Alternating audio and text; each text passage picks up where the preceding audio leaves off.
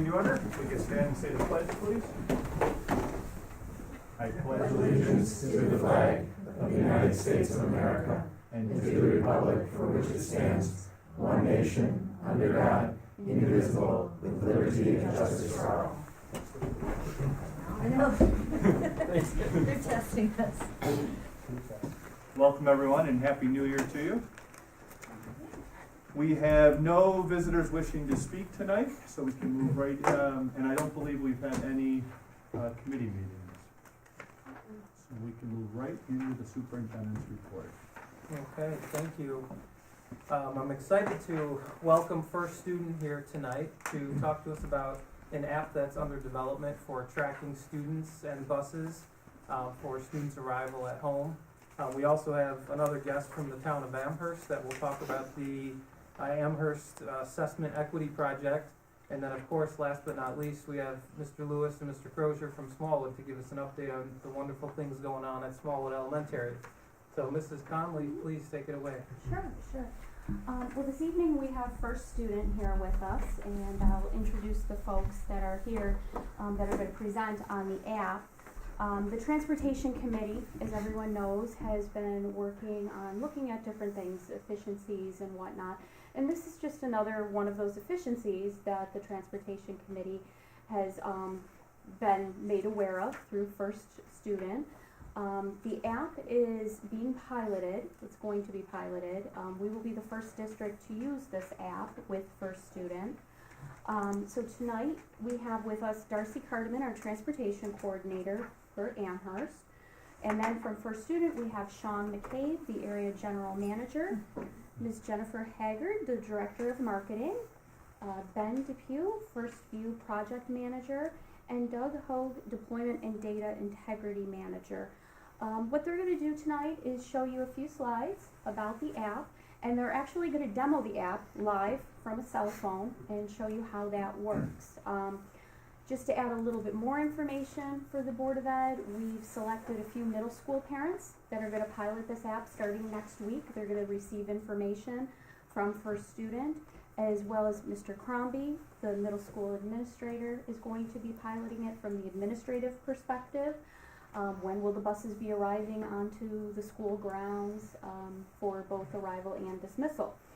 So January 9th, we will begin to pilot, and our hope is that in March we will have full deployment district-wide to be used in Amherst. So I'll turn it over to first student, and just let me know when you're ready to go into the app, and I'll flip it. Okay, for you. excellent. Okay. As Darcy mentioned, I'm Jennifer Haggard. I'm the Director of Marketing for First Student, so thanks for having us tonight. We're super excited. We started engaging with you guys back in the spring, I think, talking about a product that we had that was going to be in development. We were looking for partners to help us understand what the needs and opportunities were, but also to start to beta the product. So we're about 8 months in, and we're ready to beta. We're going to show you the real live product tonight, which is great. But just want to give you a little bit of a sense of the app and the thought process behind just not the parent app, but this is a platform for transport communication. When we've looked at other apps in the market, they tend to tell a good story, but the performance just doesn't deliver.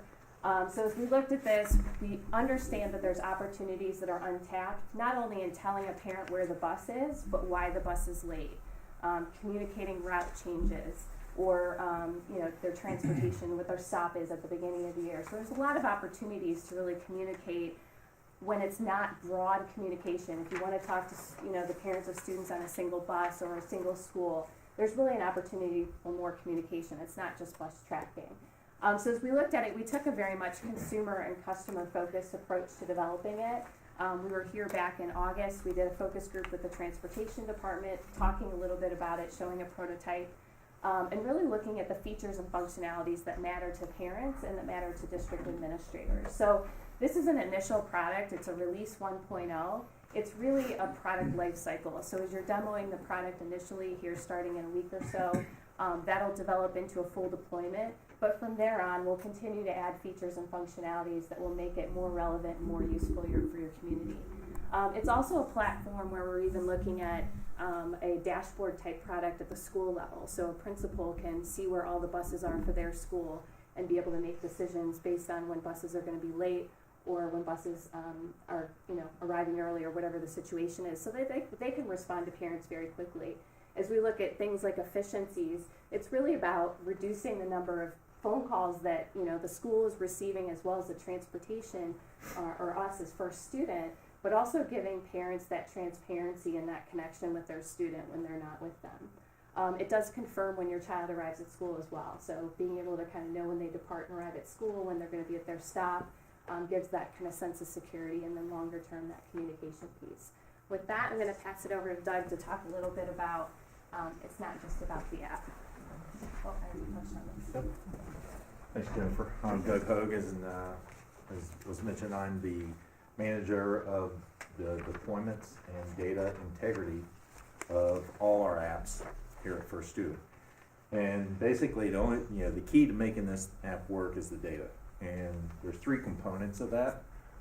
We have the GPS information, which is, it's put on every bus. And we want to ensure that data, those devices are working, and that that the signals are, coming through at a higher rate. We burst up the rate for all these first apps, so we have the just-in-time notifications. And then we have I don't know if Darcy's ever, or Sean's ever told you, our app that we manage our operations. It's called Focus. That's where we take the route data that's in Versatrans, we put that in, we assign all our drivers and build our schedules based off of that. And that is the key, one of the key components is to driver assignments and making sure, if there's a bus swapped out, if there's a driver that we had to exchange, that all that has occurred prior to parents looking at the app. So it's going to be a seamless thing to them. So it might be a different bus that day. There will be some notifications that there might be a bus change, but to the parents, there would never be any type of disruption. So that's the goal. So the key is all our data is accurate and up to date. Some of the things we talked about, one of the things we've seen in our beta pilots is like estimates or ETAs, because we do have ETAs. Well, the ETA is good as the times, the planned times that's in the routing. So sometimes what we'll have to do after we do some analysis, we'll go back and tweak those times, the planned times, that way our ETAs are more accurate. But that's just, there's a lot of work and effort that really goes on behind the scenes prior to the parents even seeing this. But it's important that we have accurate route data, we have the GPS working, and also we have the driver assignments and the schedules with accurate times. So basically that's the backbone of this app. So Ben, do you want to come up and tell them more of the functions and features of the app and possibly do a demo? Yeah, hi, I'm Ben Depew. I'm the project manager for the First View app. Bear with me a second, I'm going to plug in here, and what I'd love to do is just give you guys a real-time demo so that you can kind of see what the app looks like, what the functionality looks like right now with release 1.0. It's going to continue to evolve, but so far we like it, we're pretty excited. And I'll warn you, this is my personal phone, so hopefully my parents don't decide to text me and tell me about whatever movie they're seeing tonight. So, all right. So, so when you first open up the app, this is what you're going to see. There you go. This is going to be the basic map view, which is going to show you a couple of things. It's going to show you where your child's bus is on the map relative to either the school, if they're on the way to the school, on the way to your house to pick up your child, and the same thing in the afternoon. So you're going to be able to see an actual live view via GPS of where the bus is. You're also going to be able to see ETA reporting. Our goal on the ETA reporting is going to be to get within 1 to 2 minute accuracy. The way we're doing that is we're using a combination of live GPS data, and we're also using predictive analysis based on historical data. So what that means is that every route that we run, every route that we record, we gather more data which makes our ETA reporting more accurate. We're pretty happy with where it is right now, but we're continuing to fine tune that to try to get that ETA window tighter and more accurate. And as we collect more data, that's going to happen. What I'll do, I'm going to walk you through just when you first open up the application, it's going to take you to the profile profile screen. This is going to be where you create your profile within the First View application, your name, your phone number, your email address. And then you'll notice here under Student Stops where it says Tori McPherson. What you do there is you actually will enter in your student's unique ID so that you can follow them, which is also going to provide an extra security layer. You have to actually have that ID in order to follow. Let's see here. Map mode, I just showed you that. Notifications, this is where you're going to get notifications that are going to tell you when your student's bus is at varying distances, either mileage or minutes away from the pickup or drop-off point. So what's really cool about this, earlier I was working in my hotel room and I'm following Tori and my phone beeps and I pick it up and it says, hey, Tori's bus is 5 minutes away. I get another beep, 2.5 minutes later, Tori's bus is 2.5 minutes away. And then I get a beep when Tori's Tori's actually gotten on the bus. I get a notification 20 minutes later that she has arrived at home. And that's going to be, and actually, I'll tell you another really cool thing about that functionality is that gives administrators the ability to communicate with parents. Like, let's say you hypothetically have an early release day because maybe you're located somewhere that gets snow. You can send out a push notification to parents to let them know, hey, we're going to release today at 1:40 due to inclement weather, and say what you need to say. Let's see here. Settings gives you the ability to tailor what kind of notifications you want to use. It also gives you the ability, though, to add additional recipients. Like, let's say you have an additional caretaker who's handling, taking care of your kids in the morning or taking care of them in the afternoon. You can set up additional recipients so that additional caretakers can get notifications as well. Let's see here. This last screen here, the help screen, has things like frequently asked questions. It has an option to contact support. So if you're getting stuck, maybe because as a user you're having trouble figuring out how to use a certain feature on the application, maybe you're having a technical issue. This gives you a direct line via email, via telephone, to our live chat support representatives to get immediate assistance on that. Let's see, what else I'm missing here? Bear with me. So Ben, Yeah. I'm going to just chime in. Yeah. So on the avenue of the support, so every screen you can see in the top right hand corner, there's a little icon there. It might be an exclamation.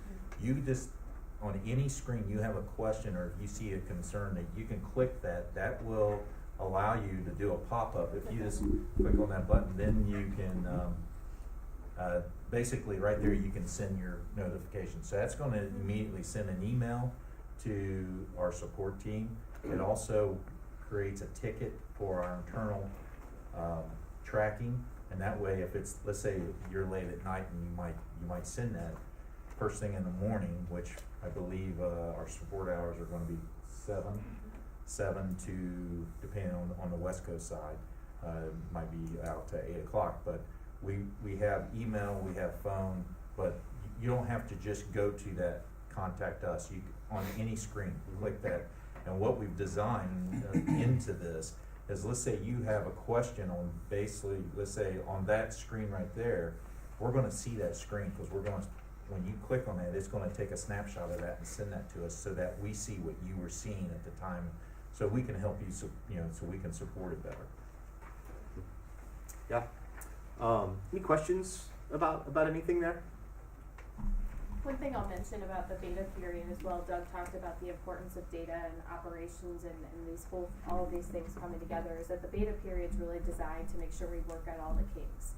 We know that there's unique nuances for every single district, And by working with a small group of engaged parents and administrators, it gives us a chance to identify those things and fix them before they're fully deployed.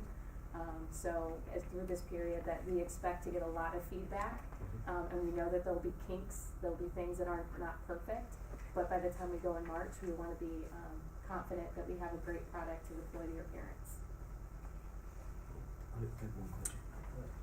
So you won't actually know if someone, you'll only know if the bus stopped at that stop, not the person actually got on and got off. So right now, we're not doing, and feel free to jump in on this, right now, we're not doing live student tracking. For example, I mean, there are ways that might be possible down the line with an RFID or a barcode, something like that. But yeah, right now, it's really stop and route tracking. We actually have a roadmap for this whole kind of product platform, and that's definitely on it. We recognize there's bus tracking and there's student tracking, and there's probably even some better ways to do it via RFID, things like tablets on buses and things like that. So it's definitely on the roadmap. It's something we're working toward. So are you only, in essence, tracking the students who have been identified that travel back and forth on the bus? Correct, so what we do is we pull from the Amherst routing, Versatrans, the SIS, basically that was fed in. So we pull that out. Now, if the entire student list is there, at some point, that's on our roadmap as well, that we would have all students in there so that a parent that's not even, if you wanna have a communication for all the students, you can say, hey, please use this app, just put your student ID in, your child's student ID, and then you'll start receiving school notifications. If that's where you're going. Well, I was asking because we have students who don't ride the bus, Right. but there could be an emergency where they would need to. And then if principals, for example, were pushing information out, would that also be able to go into effect for the students that don't normally ride the bus, but you used a good example of inclement weather or something like that might need to be put on the bus. You're saying that there's been cases, or there could be a case where the student that normally walks to school or some, that would now have to ride the bus. There could. Yeah, we could, because one of the big things that, we've, identified that is on our roadmap is the, extracurricular, trips, athletics and that. There might be a child that normally doesn't ride a bus, but they are on the basketball team and they traveled across town and you were able, so you gotta instead of waiting in the parking lot for the bus to come back, you could track that bus. So that's at that point, that could be a scenario like that. So yes, to answer your question, yes, there's that possibility, and we have identified it on the roadmap for students that normally don't travel or ride a bus, they could be registered. So in essence, we're tracking buses that students are identified to be attached to, in essence.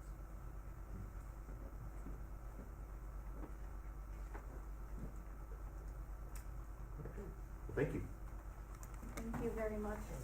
Yeah, thank you for being here. This is exciting technology for our school district, and looking at your list of pilot districts, it looks like you're across multiple states and maybe even on different coasts. And we're grateful for the opportunity to be in on the ground floor and participate in this. So thank you very much. Thank you. Is there a charge for the app?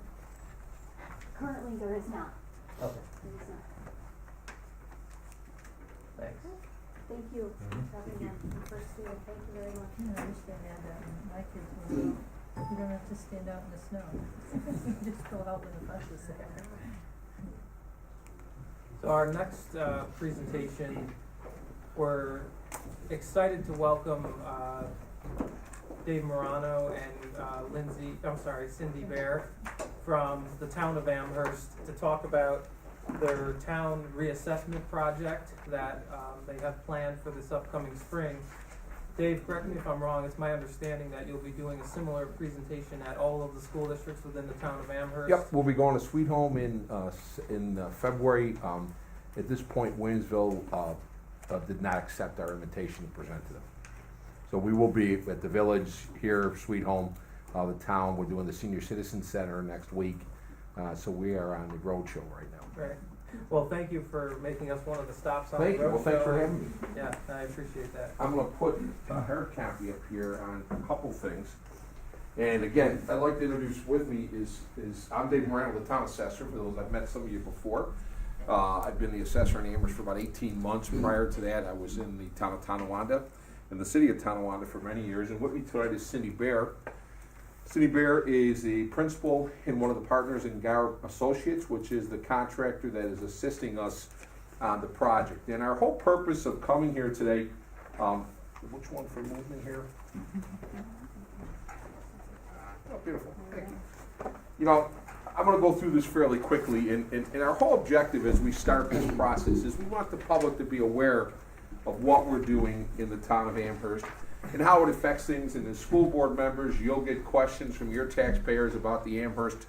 You know, we call it the assessment equity project. A lot of people will call it the reval. But there's a reason for doing it, and it's all about equity, and I'm going to get into that. You know, the job of the assessor is not to make your life difficult by raising your taxes, because I don't really control your taxes. My job is to make sure that everybody has a fair market value on their property. We keep inventory, we help taxpayers understand exemptions, but that first point is really what we're going to focus in on today, and it's about providing fair assessments. So I'm going to show you a couple examples of why we're doing this project, okay? This house here is on Gold and Pheasant up in the Waynesville School District. Keep in mind, the assessor's job is your assessment should represent the market value of your property, what your house would sell for in a free and open market, willing buyer, willing seller. So here's a house on Golden Pheasant, December of 15, sold for $387,000. Our current assessment, $268,000. If you equalize it, it would be $295,000. He kind of likes the fact that we haven't done an update in a while, because he's not paying his fair share of taxes. He's paying his taxes as though his house is worth $295 and it just sold for $387. Property on Meadow Lee has the opposite problem. This house sold in an arm's length sale on October 15 for $92,000. But our assessment on this property is $112,000 or $123,000. So what's happening here? He's paying more than his fair share of taxes. So the whole thing is all assessments, we play an integral part of the role, okay?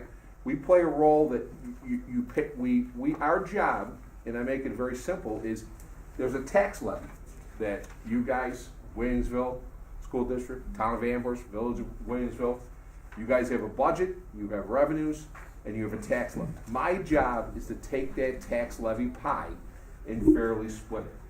That's what we try to do here. And if you haven't done updates in the project, and you haven't updated, you're going to have examples like I just showed you of some people being over-assessed and some people being under-assessed.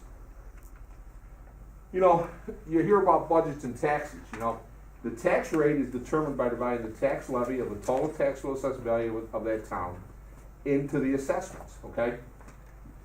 That's how we determine a tax rate. The levies are all controlled by you folks. I don't control the levy. We haven't changed assessments in 5 or 6 years. Levies have changed.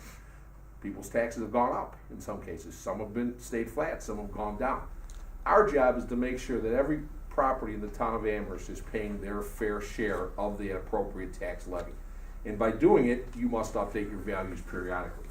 The concern always is, it's a reval and my taxes are going to go up. In some cases, that may be true. In many cases, the assessment may go up, but your taxes can go down. Some cases, your assessment may go down. What we try to get people focused on is, does that assessment that we've placed on your property represent the market value of your property? The law is real clear. New York State Real Property Tax Law 305. All property in the assessing unit must be assessed at a uniform percent of value. Value is defined as market value. What your house would sell for, the market value. What's your business if you want a commercial piece of property, a piece of vacant land. So how is market value determined? I don't create market value. The market creates market value. We look at sales that have taken place throughout the town of Amherst over the last 2 to 3 years. We look at how we make adjustments on that. We analyze that data. And what do? If you've got a home in the Amherst School District in the Snyder community.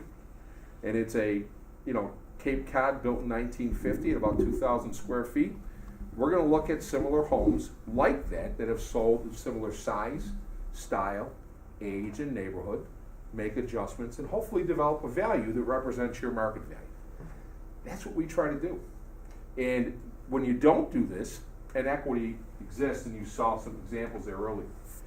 How do we keep it fair? Well, you have to do periodic reassessments. The last reassessment in the town of Amherst was in 2009.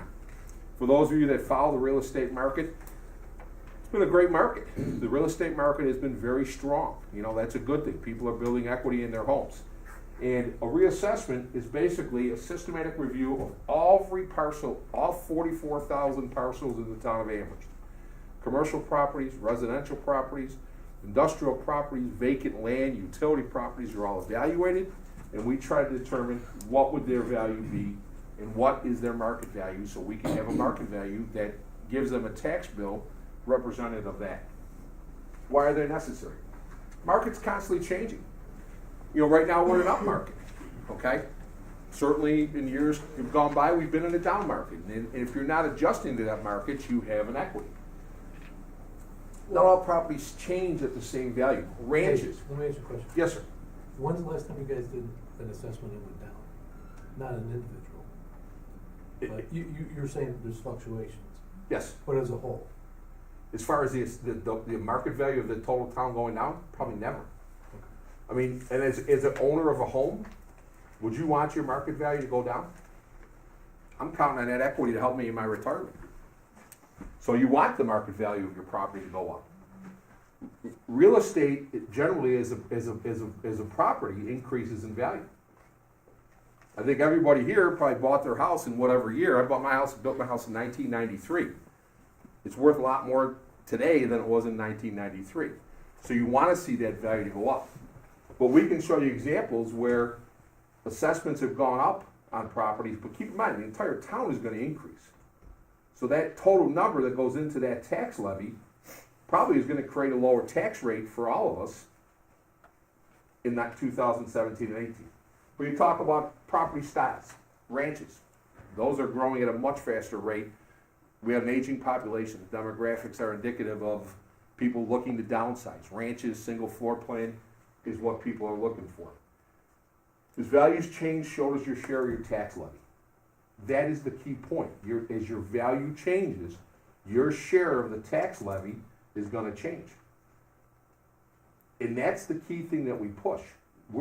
I don't in any way does this reassessment change the budget that the Amherst School District is going to have, the revenue that the Amherst School District is going to receive, and ultimately the levy that the Amherst School District creates that has to be spread out among the assessed values. I don't have any impact on any of that. My job is to put the right value on your property so your share of that tax levy is fair. How does the county get affected? Basically, my number goes into the total county number.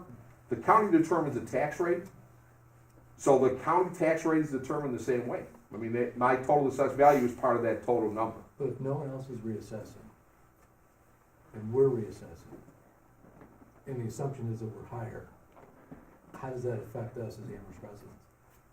From a county perspective, Yes. the way the county allocates their levy across the assessed value of the total county. And the fact that we represent a piece of it should represent a reduction in the county rate for the town of Amherst. Certainly in the town of Amherst, it would be impacted.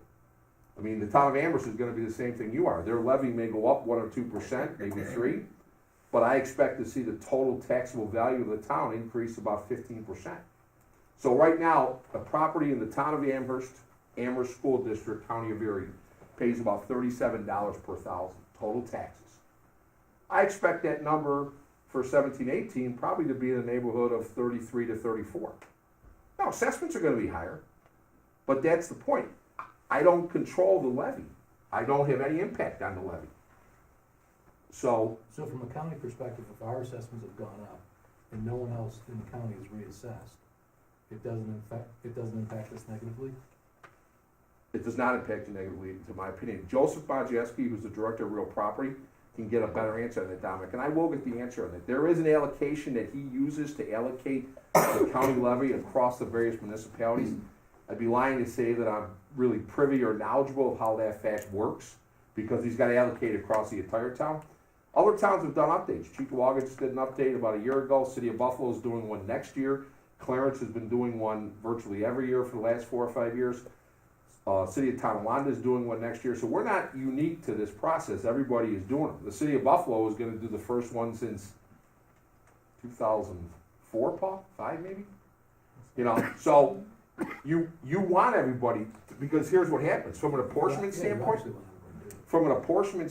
for school taxes, when you don't and Cheektowaga does, the Amherst residents are going to be paying a higher school rate on their Amherst school district taxes, and I believe you've got Cheektowaga falls into your district, doesn't it?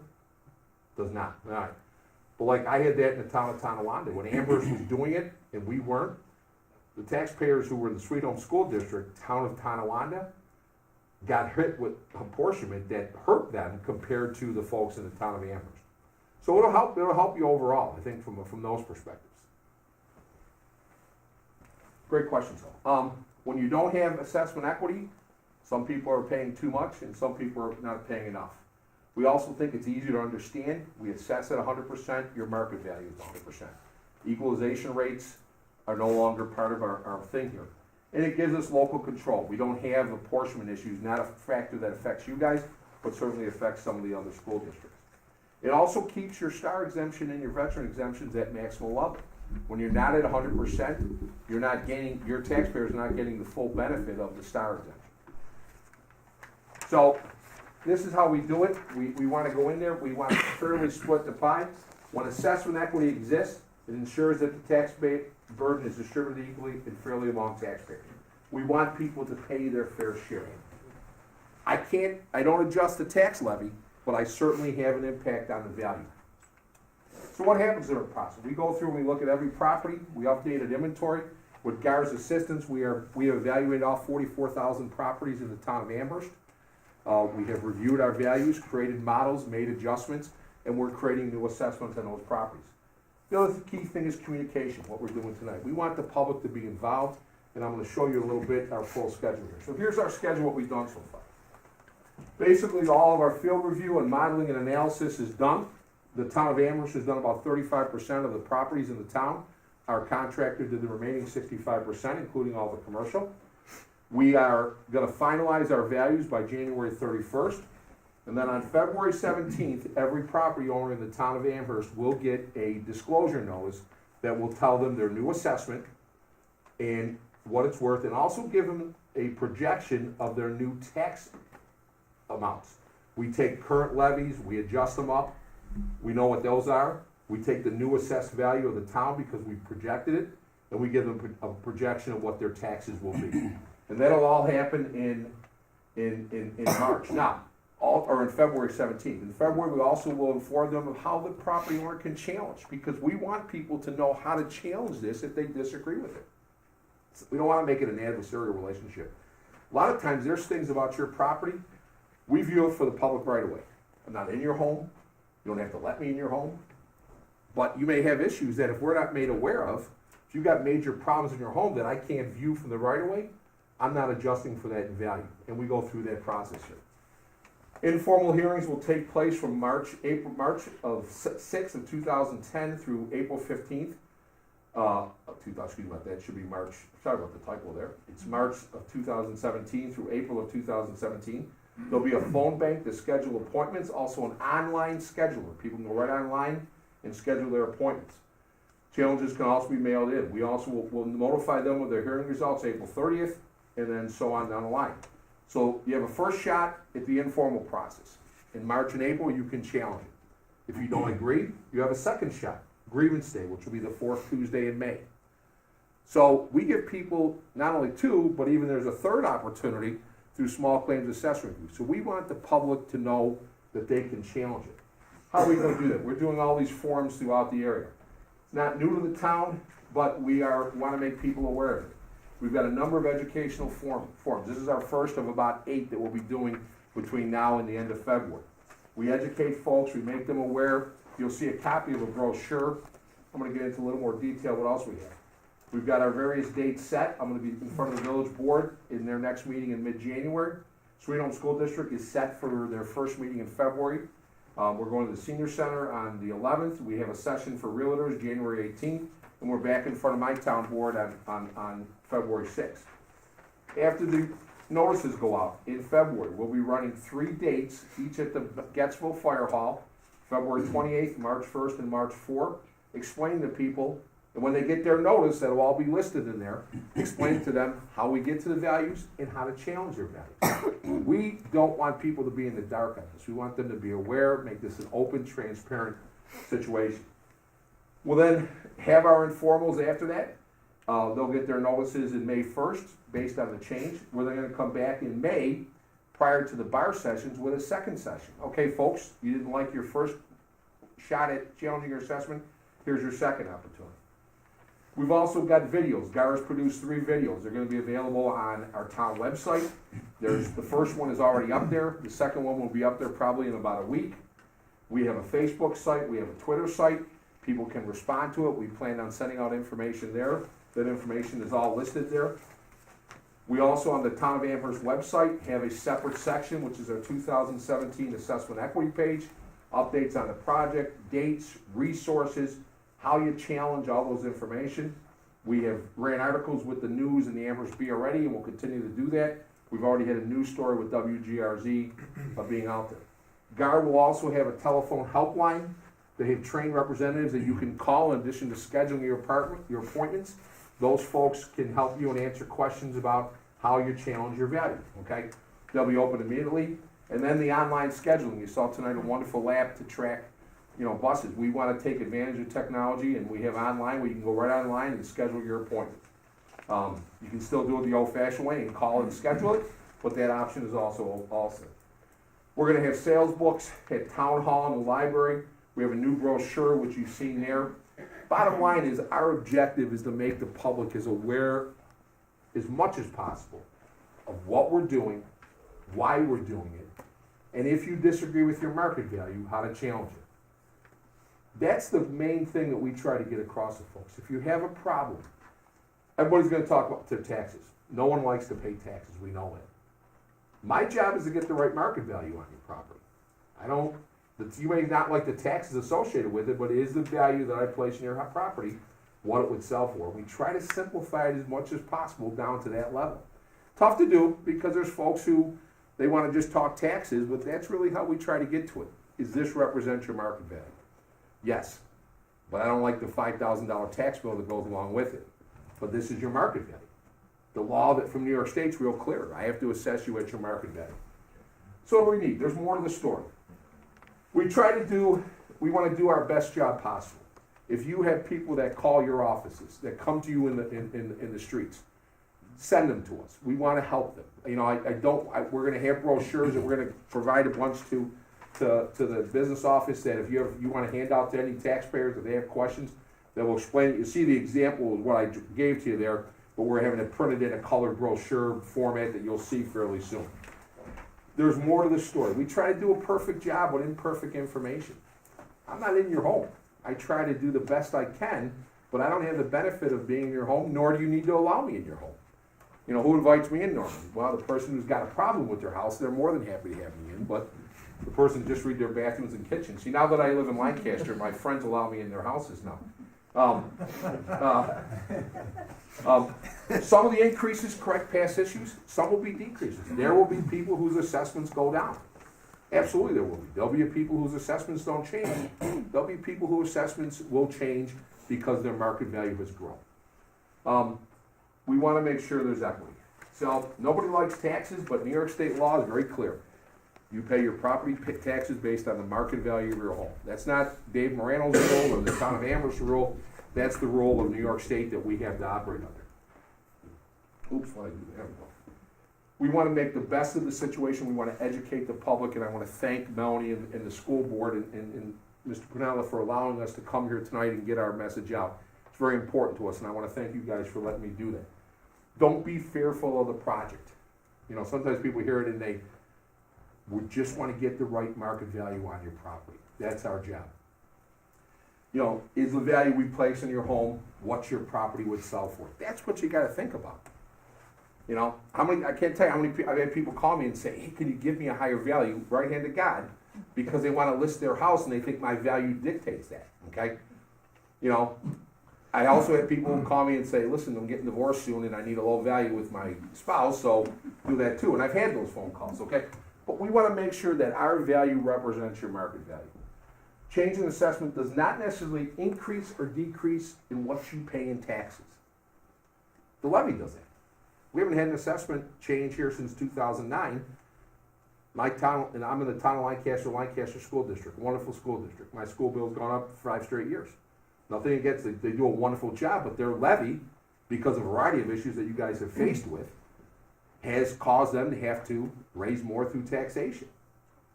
It's not because my assessment hasn't changed since 2008 in Lancaster, 2010, excuse me.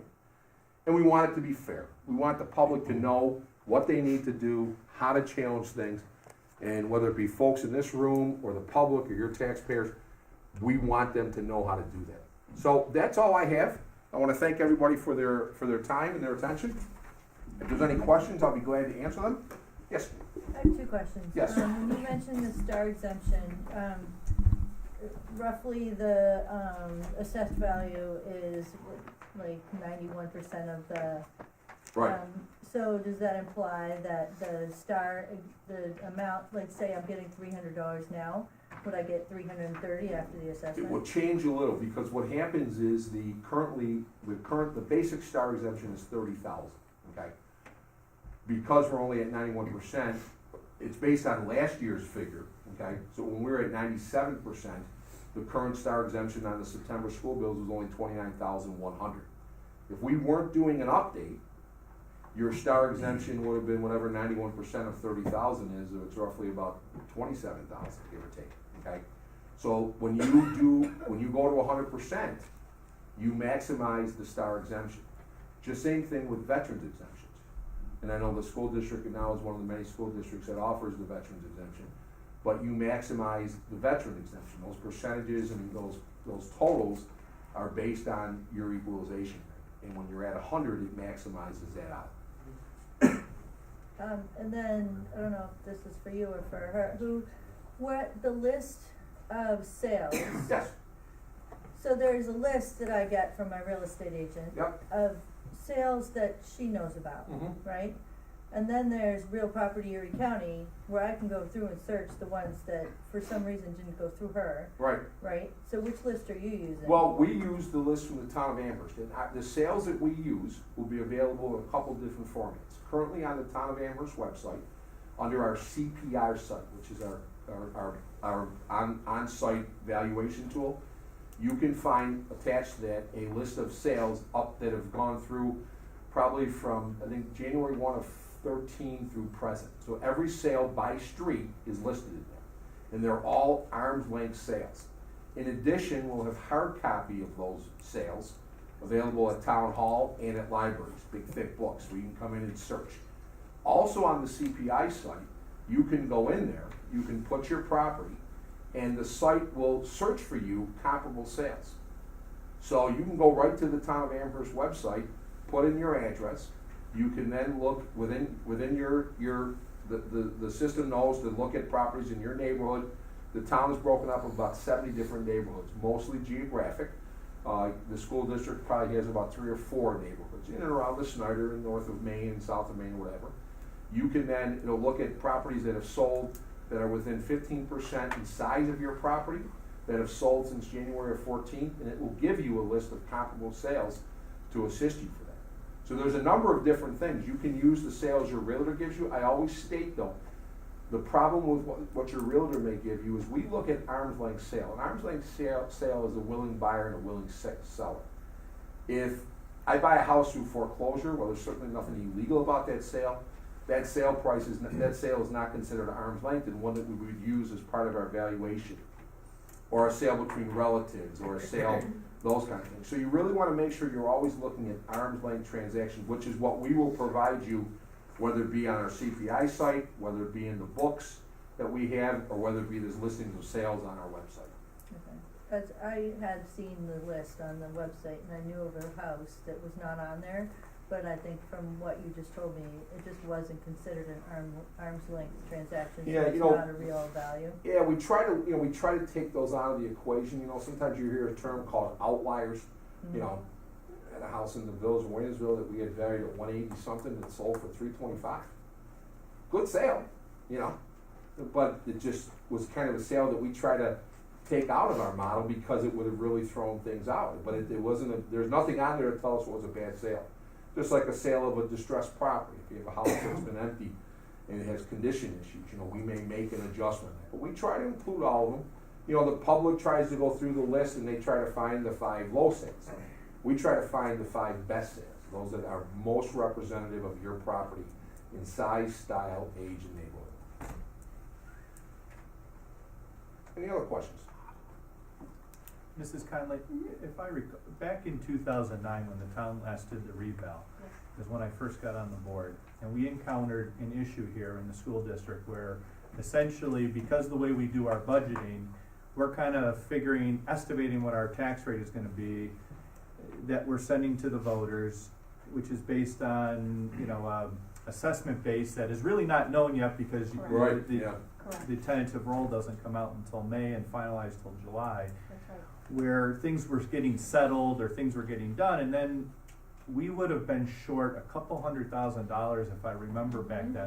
We were able to adjust our tax rate from what we thought it was gonna be to something different to make up for that because of the way these settlements were being done after the Oh, final sure. roll may Yeah, have been formulas and done. stuff, yeah. They kinda did it, final roll is done, and then they were doing a lot of settlements. Are we forecasting any of this into our budgeting, or should we be, Well, for the upcoming year? Cause there's a lot of unknowns right. and. Actually, as we were talking here this evening, I did make a note for my successor to reach out to the assessor's office in February to see, if they have a better idea as to where assessments are going. Typically here at the board table, we talk about levy, and we try to avoid talking about rate for these reasons. Yep. The assessment can change, so we do try to focus more so on the overall levy. But the issue was that the levy was put against, if I recall, we pulled the assessment roll that goes final, but there was changes being made immediately after it went Yes. final, which put us in, we would have been $200,000, and my memory may be off. Dr. Lane, you were here back then as well. Right. Paul, what I can do to assist you in that process is as we go through the process, we'll have an idea come the middle of February of where we think the new taxable assessed value for the town of Amherst is, or for the Amherst School District, as it exists in the middle of February. Now, certainly there's gonna be a number of people challenging their assessment. When we go tentative, I can make sure you have that number. What I've tried to do in other communities where I've done projects, this is my 3rd project, I did one in Lancaster, which is also a multi-school district area, and I did one in the city of Tonawanda.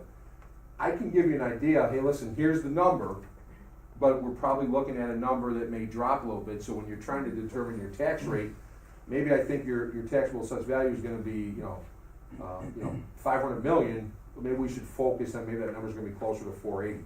I will do all I can to make sure that Melanie's successor is aware of that, so when you're going through that process, because it does get tight for you, we finalize a roll on July 1 and you're, putting your tax rate out come the middle of August, when your levying, all your budgeting is done. But I'll do all I can to make sure that I keep you in the loop, keep you as open as where I think we're going to see challenges be and whatever, and then go from there. But I think it's fair to assume that hopefully what we deliver to you final on July 1 will be fairly final. And what we always try to do is, even if we have settlements that come up, and we work very closely with your school district to ensure that there aren't refunds, that we we use the term perspective, where we'll try to, if we think the number should be $1 million and we're at 1.2, we may say, well, listen, we'll give you a little lower number in the first year to account for that, so the school district isn't burdened with having to pay refunds, or the town. I mean, none of us are really in a position now where we can do that. So we'll do all we can to keep you in the loop on that. You have my promise on that.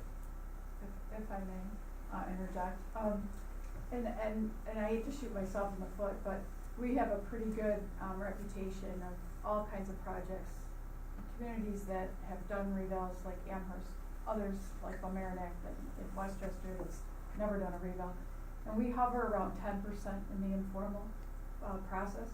So I think back in '09, there was a greater number of informals, and I know there were quite a few commercials. They had the most Article 7s since the 80s. So, you know, we feel very strong about our numbers and the supporting documentation. I don't think you're gonna see those kinds of dramatic changes. I think they're gonna be tight, very tight. It's not perfect process, but, you know, we're pretty comfortable with that. And if I may go back to your question about do assessments ever go down, probably not here in Amherst. They're probably pretty flat, you know, they don't see these valleys, but in other reval projects, that City of Niagara Falls, City of Buffalo back in 2000, when we helped them, they were at 108 equalization rate. We had to bring people down and their taxes went up. So, we did, you know, have a reduction in values, and it was a horrible effect to try and sit across the table and tell somebody your assessment's going down, but I'm sorry, you're paying more in taxes. So, you know, just from experience, that has happened where it has, assessments have gone down. And the only other comment I have about the county is, you know, even though other municipalities aren't updating, they have to equalize them. They bring them up to 100% before they spread those levies. The benefit for a community doing 100% is the county gets a more accurate picture. They take that number, they don't have to do any math. And other communities where they're using only an equalization rate, it's very skewed, because it's an average of an average. It's commercial, residential, utility properties, vacant land. So it's not a good picture financially for that community. However, the flip side is I think it's twice a year. The county also apportions sales tax based on your total taxable value. So a healthier increased value for the community can mean more sales tax revenue for the community. I know that doesn't affect the school board, but it helps the financial piece of overall. So there is a huge benefit to that as well, as far as the county goes. You get a larger share of that sales tax revenue. Thank you, Cindy. And Cindy's expertise, I mean, she's let me up here, but she's really the brains of the operation. And she really knows what we're doing. They're doing an excellent job here. If you have questions, my phone number and everything I think is in that contact information. Call me. If you have taxpayers that have questions, please have them call me. We'll do the best to give them an answer and explain to them the process. And that's really what our goal is on this. So again, thank you very much for your time. I take up more time than I probably should have, but I want to thank you for letting us be here, and good Happy New Year. Thank you very much. Thank you. Thank you for being here, and also, I do want to mention, Dave, as you emphatically stated that you don't have anything to do with the levy as the town, I will equally emphatically state that we don't have anything to do with folks' assessed values. So, That's right. I do. And it's true. I tell you, Anthony, it's the bitter truth.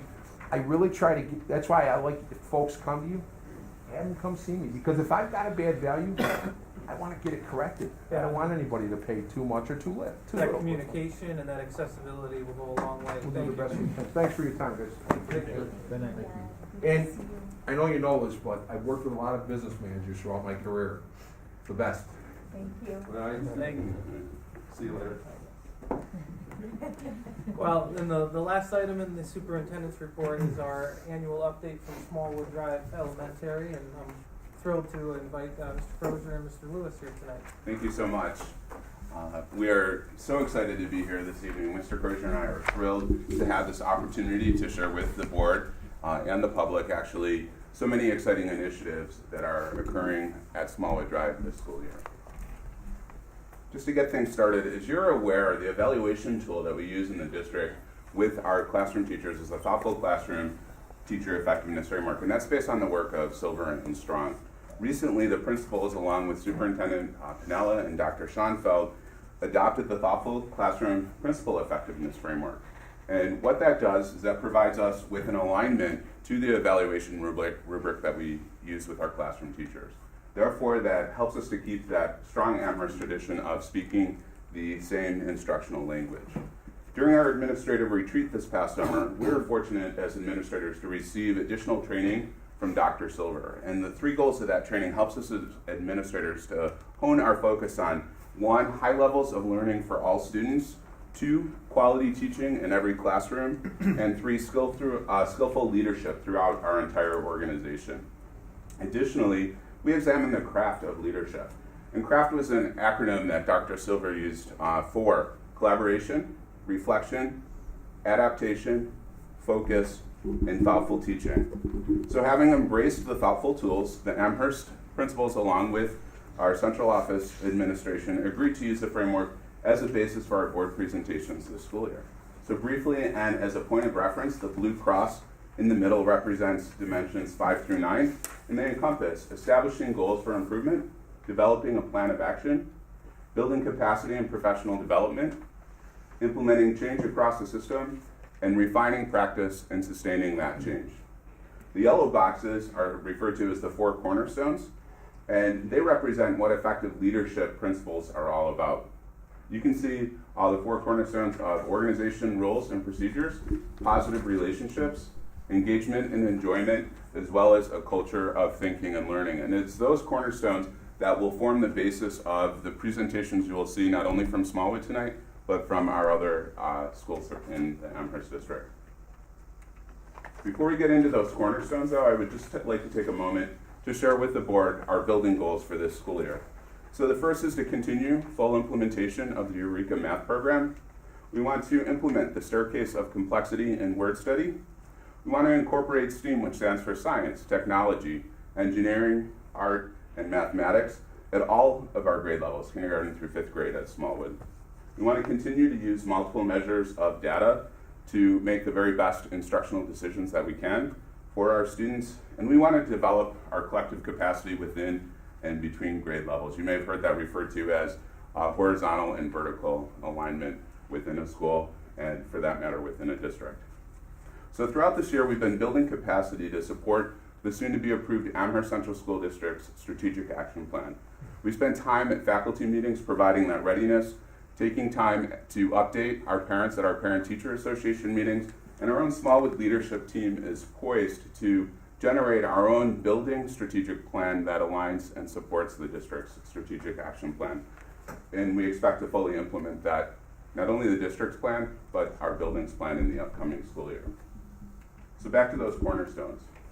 Cornerstone 1 is organization, rules, and procedures. Every dimension in our rubric has one essential question that guides our work within that particular cornerstone or that dimension. So the essential question for Cornerstone 1 is, how does the school community at Smallwood organize the school and establish procedures that clarify expectations and enhance learning? And we like to think of that and generalize that, broaden that, not only learning for our students, but learning for all of us as faculty and staff members as well. So at Smallwood, we embrace a growth mindset, and we continuously look for ways to enhance learning through quality instruction. We started this school year by discussing the concept of teacher leadership and what that means for us at our school. We take the time also to identify teacher leadership as it occurs, and I'd like to share a quote from John Quincy Adams. He states that, or stated I should say, that if your actions inspire others to dream more, to learn more, to do more, and then to become more, you are a leader. And I'm thrilled to share that teacher leadership abounds at our school. The concept of engaging our teachers began this past summer at a mini retreat that was facilitated by Mr. Crozier and I in July. And we had asked 14 teacher leaders from our school to join us over the summer on their own time to help craft our vision for this upcoming school year. And I'm thrilled to say those teachers readily agreed without hesitation to spend their time with us. So we picked 3 main topics to focus on. One was academic achievement. The other was ensuring that we're meeting the needs of all of our students and our parents and supporting our families to the very best of our abilities. And lastly, taking time to really examine what it means to become a teacher of excellence. So during our opening meetings this past August, Mr. Crozier and I mirrored the work of our mini retreat, and that was with our entire building. So we had our faculty and our staff, our teaching aides, and our assistants joined us as well. And we paralleled that same work that we did over the summer. And those 14 leaders, teacher leaders who attended in the summer, help facilitate the breakout sessions of those opening meetings. And so many rich and creative ideas that are having a positive impact on our school resulted from those conversations, and as a matter of fact, several of them will be reflected in tonight's presentation. I'm pleased to share that teacher engagement at Smallwood is exploding, and traditionally we have highly involved teachers. That's just the standard at our school. But this year our teachers and staff are taking it to an entirely new level. A couple of quick examples include 27 of our teachers are contributing to our all-school project, and we've had several other teacher leaders present at monthly faculty meetings on the dimensions of the Thoughtful Classroom Teacher Effectiveness Framework. And we've done that so that way we can stay connected to not only the evaluation rubric, and it's not so much about the evaluation component, but those performance indicators help us as educators know what quality instruction is all about. And so by staying connected to that work and having our teachers present to each other, we continue to learn and grow together. So as a result of feedback that I referenced previously, we arranged for training on the November 8th Superintendent's Conference Day by Dr. David Meichenbaum from the Summit Center. The title of his presentation was Redefining Consequences, Considerations and Strategies to Addressing Challenging Behaviors in the Classroom. And that was just a starting point to begin examining organization, rules, and procedures, which are the foci of Dimension 1. So next steps include creating a behavior focus group to examine procedures throughout all aspects of our school, whether it's macro, the entire building, how students move through the hallways, examining behavior in the cafeteria, expectations during special area classes, or micro, down to the classroom level as well. I'm happy to say that we have 21 teacher leaders volunteering to be on that work, which has already started, and we're excited to implement that, the result of their efforts at the upcoming school year as well. Good evening. Thank you so much for the opportunity to present tonight on a school that's so important to me. Cornerstone 2 is positive relationships. How does the school community at Smallwood build meaningful relationships with and among staff, students, and the community to promote learning? Building positive relationships is a source of pride at Smallwood. Mr. Lewis and I understand the critical role that students, parents, staff, and the community at large play in the successful outcomes in our school.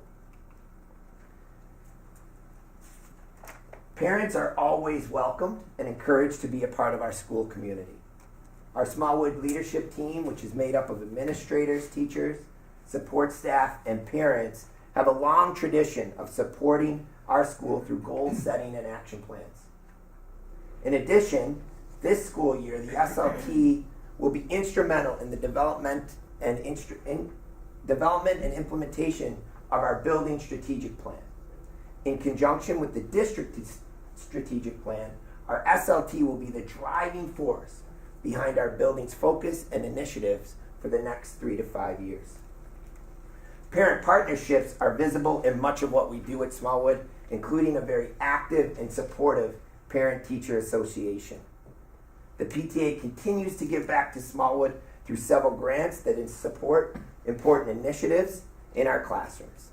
Some examples include our kindergarten science day, our 3rd grade ice skating field trip at the Northtown Center, our community time, Mr. Beck's cooking group, just to name a few. Mr. Lewis and I are very appreciative of the service that the PTA continues to provide our school community. Relationship building among students, family, and faculty occur at several PTA events that are sponsored throughout the school year. Some of the more popular events include our Family Fun Night, Fall Fest, and the very famous Smallwood Pancake Breakfast that last year served hundreds of families. Building positive relationships at Smallwood is a high priority. We begin each faculty meeting with news for the good of the whole, so that members of our Smallwood family can share the wonderful moments that are happening in their life. Grandchildren, graduations, weddings, expecting moms are plentiful at SDS. Mr. Lewis and I continue to cultivate a culture in our building of learning and growing together. One example is that our faculty meetings are very collaborative, with teachers sharing their best practices, tools, and knowledge that support children in the classroom. We firmly believe that our school performs at its best when adults support each other both professionally and personally. Smallwood has a history of supporting all children that attend our school, and this year was no exception. As part of our opening day training, we had 4 teachers turnkey the cultural responsive teaching component to our faculty and staff. Finally, Mr. Lewis presented at 3 faculty meetings this year on Ruby Payne's research in working with students and families from poverty. This training was a direct result from the feedback that we received from our faculty and staff this summer.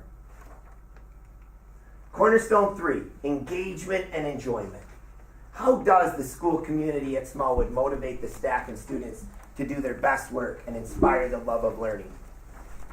At Smallwood, we also understand that engagement and enjoyment are critical components to a student's overall success in the classroom.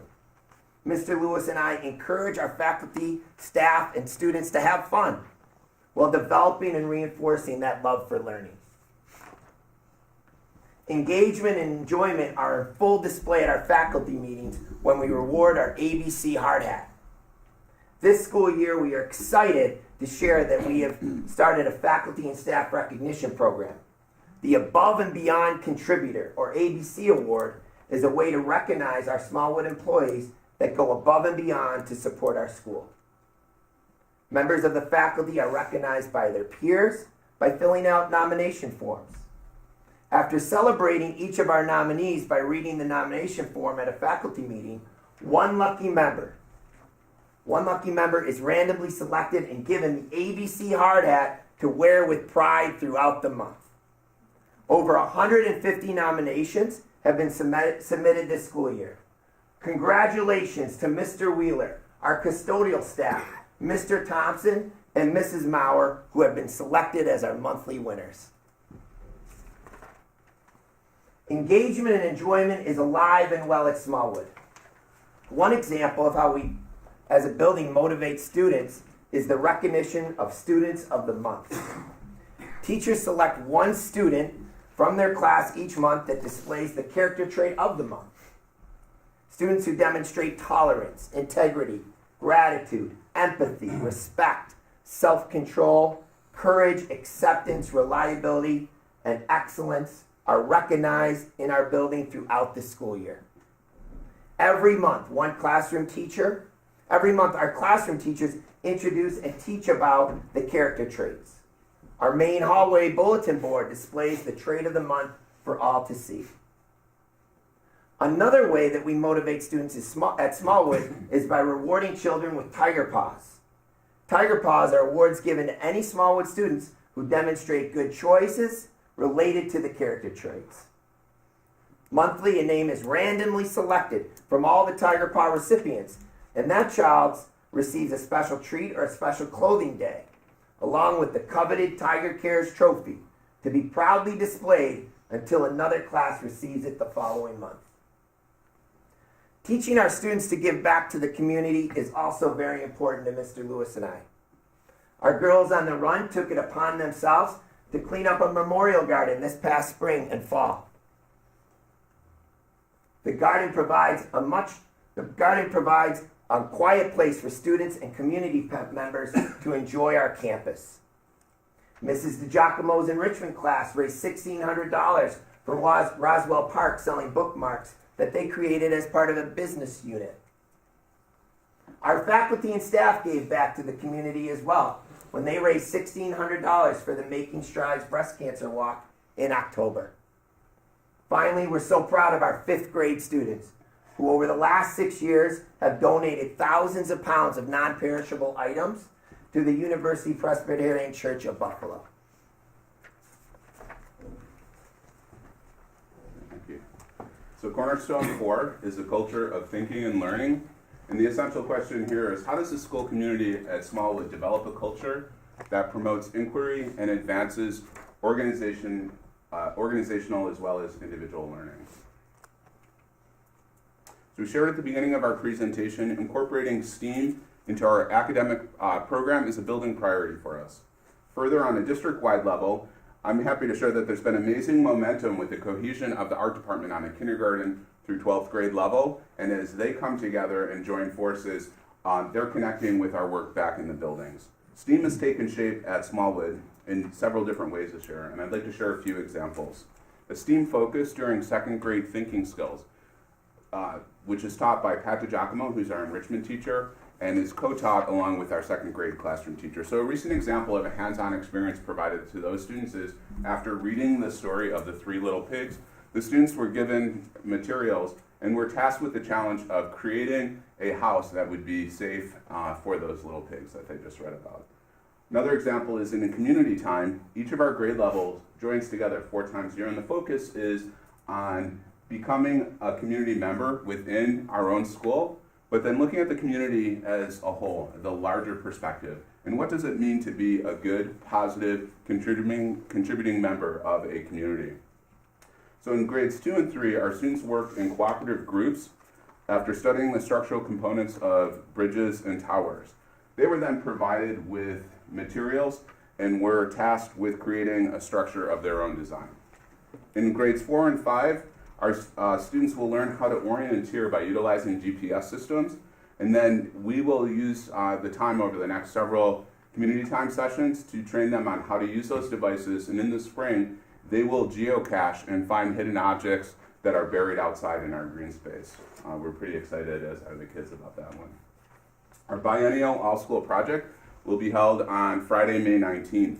During this day, we move away from our typical schedule, and we don't follow our traditional school day schedule. Our students then are immersed in several hands-on opportunities to experience STEAM. The focus of this year's all-school project is all STEAM related. So a few examples will be students will be given tools and have the opportunity to take apart different objects to discover how they learn. Another one will be to participate in an assembly by Andy Parker and his infamous weather machine. And then we'll have students learn about applying beats and rhythm to fractions that will be taught by a member of the Buffalo Philharmonic. Those are just a few examples of the many different sessions that will be going on that day, and that's already taking shape quite nicely. Our library and media specialist, who's new this year, her name is Katie Lefevre. She's been busy creating makerspace in our library media center. Our Smallwood Makerspace supports STEAM through imaginative play by integrating electronics, robotics, engineering, with both fiction and nonfiction books for children. And I'm happy to say that Katie and Pat DiGiacomo continue to work with their WVS counterparts to ensure that we're moving forward together with our STEAM-related initiatives at both of our elementary schools. Thanks to our district technology committee, our students are able to take virtual field trips via Google Expeditions. The 3-dimensional technology is immersive, it's interactive, and students can visually experience almost any geographic location throughout our planet. And lastly, we're pleased to announce the pilot of an after-school STEAM club through the support of the University of Buffalo's Department of Exercise and Nutrition Sciences, as well as their Department of Psychology.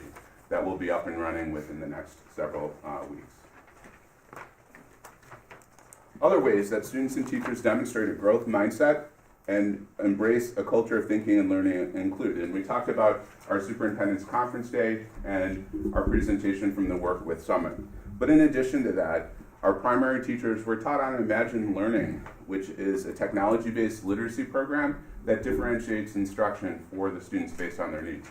So it can provide support to our slower learners and accelerate our more advanced learners as well. I just want to take a moment to thank Windermere for taking the lead on that. That was a program that was initiated there and based on their positive experiences and their willingness to kind of fold us into the mix. We learned about it, and with the support of Mr. Pinella as well as Dr. Schoenfeld, we are in the process of implementing Imagine Learning at Smallwood, and we're thrilled with that. In addition to that, our intermediate grade teachers dove into the next generation science standards and then continue to use data, multiple sources of data to inform instruction. So along with our sister school, Windermere, our collaboration continues with Dr. Lynn Shanahan, who is the Literacy Program Director of the Graduate School of Education at the University of Buffalo.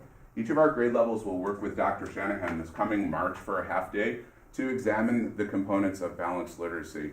And not only looking at what each of those components are and developing their understanding, further developing their understanding of that, but to see how their particular grade level fits into that developmental continuum, kindergarten through 5th grade.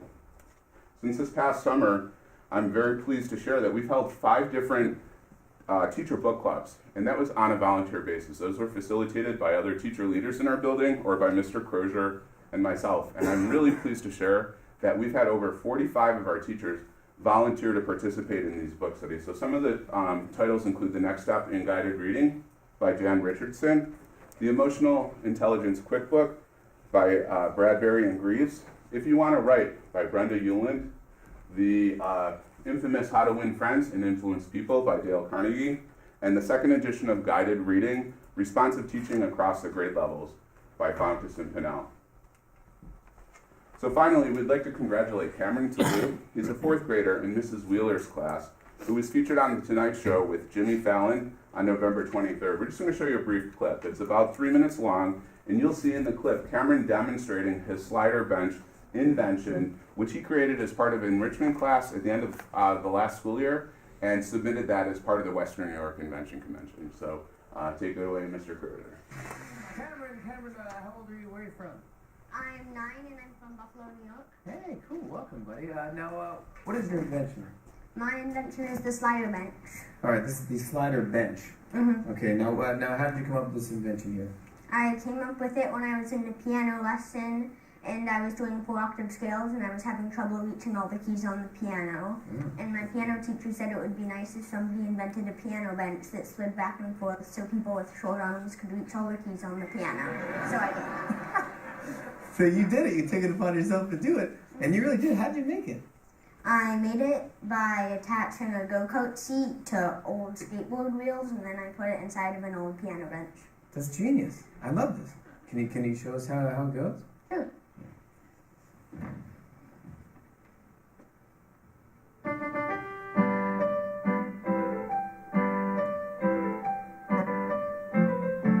Slider bench. Yeah, wait, here we go. You got that? Look at that, Anthony. Look at that. That's what I'm talking about. Hey! I'm sending that to George Lucas. That's fantastic, Cameron. That is a good invention. Slider bench. Send that to J.J. Abrams. That is such a smart invention. It's almost as brilliant as something I invented, Cameron. Now, I love eating a big scoop of ice cream out of a waffle cone. Who doesn't? But what happens when you do that? It drips all over your hand. Well, that's not going to happen if you use the waffle mitt. Now look. It's completely edible mitt made out of waffle. You just put the ice cream right on in the mitt there. This thing is fantastic. You can eat it off the top of your hand, bottom of your hand, no one cares. Put your mitt in there, buddy. See how this works. Yeah, you scoop the ice cream right there in your mitt, and then take a bite out of that. Look at this right here. Isn't this fun? Then you can eat the ice cream, then you can eat your mitt. Yeah. Loser. Thank you for being here, Cameron. Okay, so that was fun to celebrate that as a school community as well. And Cameron, as you can imagine, became an instant celebrity upon his return. But we spent a good deal of time tonight sharing with you some of the initiatives that are occurring throughout the school day at Smallwood. And the question might be then, moving forward, how do you see the future of Smallwood? So we want to continue to foster teacher leadership throughout our school. We want to ensure that those goals that we created for this year, we actually attain them throughout the course of this year. It's important to us that we implement the district's and our building's strategic action plans. And that mindset that we talked about, that growth mindset, we want to continue to embrace and foster and celebrate that because we strongly believe that having that growth mindset and continuing to learn and grow and be our very best helps us to achieve professional and academic excellence at Smallwood Drive School. So with that being said, I just want to thank you on behalf of the entire faculty and staff at Smallwood, Mr. Crozier and I for the continued support of the Board of Education. We feel very supported by you, and it does make a difference with our work back in the school. So thank you so much. And before we step away, I just want to see if there are any questions about anything that we shared with you this evening. One question. Sure. Please. With the professional development component where you use the Ruby Payne Mhm. pieces, do you make sure you're addressing the beneficial model piece and not the deficit component that sometimes is used in her work? I'm not, as I've studied her work and I've done the training previously in the district, 2 other times in another district as well. I did research and update her work. I wasn't familiar with those terms. Yeah, some of her components focus on a deficit lens in terms of looking at students from impoverished backgrounds versus what they're able to bring to the table. Sure. So it's a different framework in which you engage as a school district. I can address that. Value model piece. Sure, and we didn't use that term of that particular model, Okay. but we did talk about the strengths that students bring and really focusing on those strengths. As a matter of fact, one of the quotes that I shared with the faculty during the presentation was from Dr. James Comer, where it says, the quote goes, "No significant learning occurs without a significant relationship." And we spent a lot of time talking about how we can build relationships with students and finding that commonality between us as educators and students within our classroom, regardless of their background, and really seeking out those strengths that they bring with them to our school. So I believe we accomplished that, but just without using that terminology. So just to give the board a little bit of context as it relates to the APPR plan we've negotiated with the principals, we asked Dan and Rich to give you some information about the thoughtful principal framework tonight to enhance our presentations as we move forward. So you can't expect, or you won't expect every presentation to be as long as this one, because I asked Dan to do the work of explaining the thoughtful principal framework to everybody, so you had that foundation moving forward. But as you look at that framework, each principal will be evaluated using a school improvement planning model, which Dan described as the blue cross in the middle of that framework, and then through school visits from Dr. Schoenfeld and myself, as well as conferences, there will be evaluation of the 4 cornerstones, which, similar to our teacher framework, are called cornerstones because if they're not in place and they're not, at an effective level, then learning cannot occur effectively within the school. So we're aligning the presentations that you'll be seeing from the other buildings to the same model, and this provides you with the foundation for that moving forward. Thank you very much. I appreciate your hard work that went into the presentation and, kicking off the new year on this first day back. Thank you. It was our pleasure to be here this evening, so again, thank you for your continued support. Much appreciated. Thank you. Thanks for coming. That's the end of the superintendent's report. All right. We will need a motion for new business. I'll make a motion for new business that we accept items F1, A through D, 2, A through G, and 3H. A second. I'll second it. Any discussion? All right. All those in favor of new business items F1, A through D, 2, A through G, and 3H, please say aye. Aye. Yes? Motion carries 6-0. Ms. Casoli, do we have any follow-up action items? I just have one from Mr. Morano. He said that he would get back to you on the question that you asked, and I have to talk to you about that, I'm not really exactly sure. Okay. And Yeah, I think he said that he'll That was a continue. question about the, Yes. proration, I think, of Yeah, tax for from the, that. how it affects the, from the county's perspective.